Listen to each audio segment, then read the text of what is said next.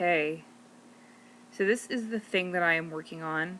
I made a video about this last night and it was approximately 1,000,000 minutes long, so I'm going to try to condense it this time and be slightly less distracted. This is the giant pixel project. This will eventually be a large-ish dress-up doll.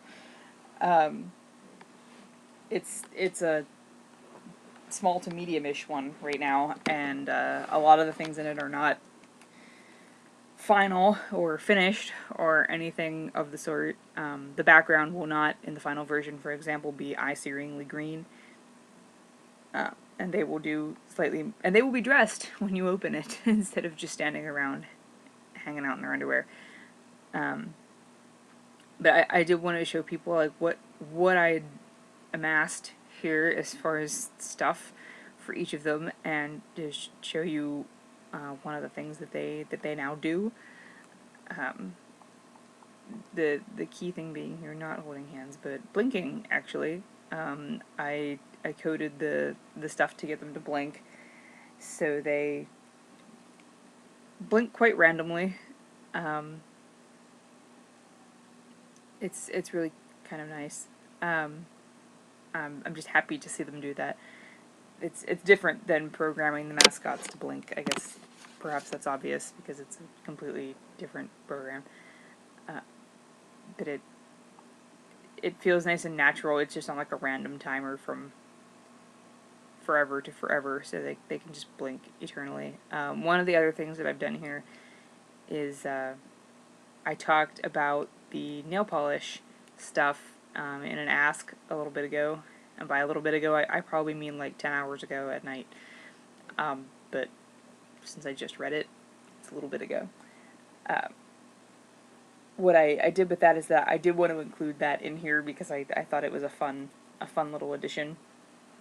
So I've got down here,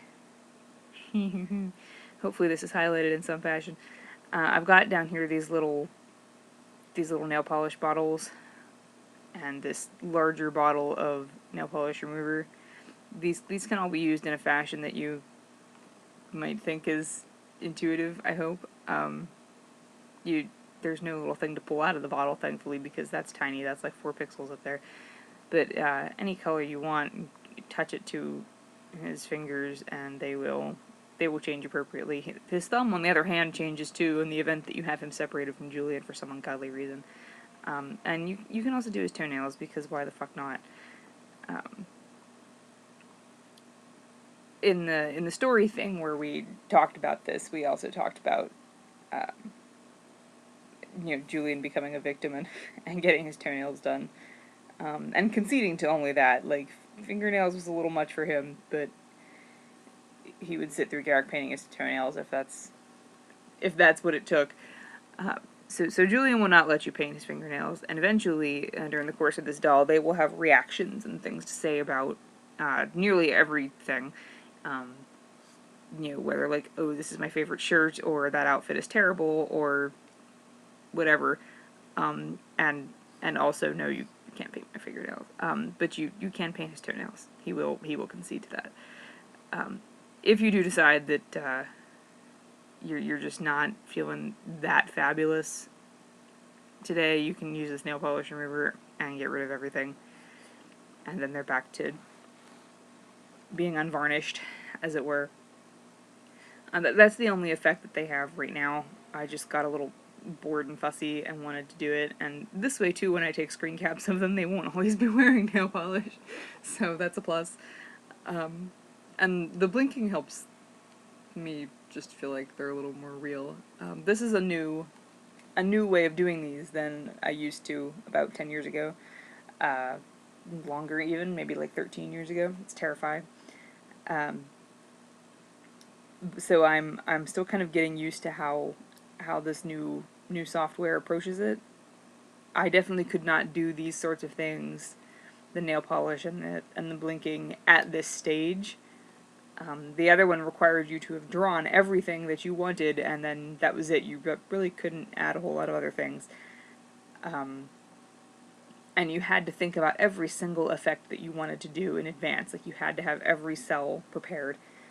In this case, I do not. I mean, I I have this file where I've been working on items. These are all in there. Even, I mean, these ones are new and they haven't had anything happen to them yet.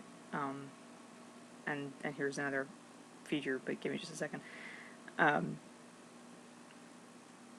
So I mean, obviously I don't have much of anything in here. I just have like some miscellaneous items that are even already in the thing, and like some swatches of fabric and shit. These are again like all of the things that are already in here. They all got check marks beside them because I've put them in. So I don't even have many more clothes than what are there drawn. I've got a list that I want of things, but there's no. There we go. There's no more stuff just hanging out, so I've got to actually draw more. I didn't want to draw more, which is why I coded in the first place. But so the other feature that may occur is that you'll have the option to switch your people, so you can have space boyfriends or pizza boyfriends. That will, though, require coding an entirely new doll, so I may just want to make them a separate doll rather than have them be an option in this one, like rather than it be a button up here, like, hey, click for space, that it just be a separate file to open altogether, because this is already substantial, and it's going to get more so, and to think about having to code everything I've done for this, and then turn it all off, and to turn on a whole other set of these, just seems a little mad. So, it might be 2 sets, and like, if we're honest, I don't know, will I ever get to the second set? I don't know, but Pixel Garrick is awfully cute. I mean, Pixel Alien, he's got all the ridges, he's adorable, he doesn't need to wear underwear, he's great. It's like, I've got a lot of reference stuff sitting in here too.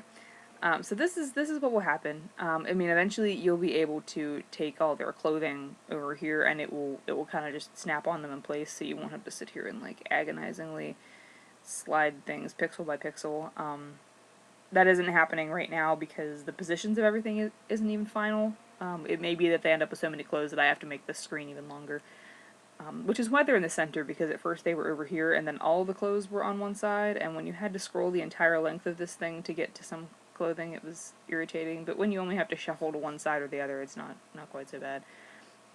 Especially when it's like, to dress Julian, you're not going to move from here, and to dress Garrick, you're not going to move from here, whereas before you were going back and forth no matter who. So, but that's what I'm doing. It should be fun. This is not quite like a Flash game dress up. There's some different stuff here. These are generally more detailed and more interactive, but I can talk a lot more about that if someone is interested for some reason. I figured maybe there are only a few people who are interested in the fact that I've done this, but I wanted to share.